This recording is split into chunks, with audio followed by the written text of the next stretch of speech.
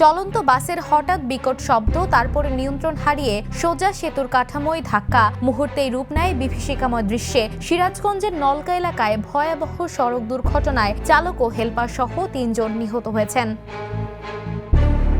শুক্রবার বেলা ১১টার দিকে যমুনা সেতুর পশ্চিম পাড়ে নলকা এলাকায় এই দুর্ঘটনা ঘটে। এতে অন্তত ১৫ জন যাত্রী আহত হয়েছেন বলে জানিয়েছে পুলিশ।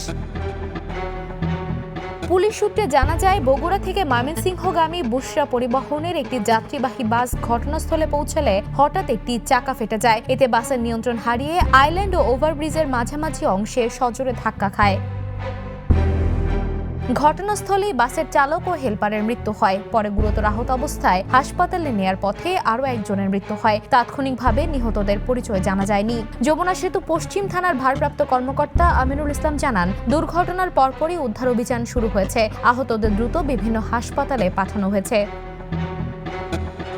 তিনি আরও বলেন, দুর্ঘটনা কবলিত বাসটি সরিয়ে নেওয়ার কাজ চলছে এবং এই ঘটনার প্রয়োজনীয় আইনগত ব্যবস্থা নেওয়া হবে। তবে দুর্ঘটনার পর সেতু এলাকায় কিছু সময়ের জন্য যান চলাচলে বিঘ্ন ঘটে। স্থানীয়দের মধ্যে আতঙ্ক ছড়িয়ে পড়ে।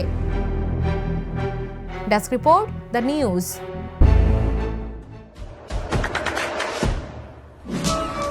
দেশে দেশে সবার সাথে, দ্য নিউজ।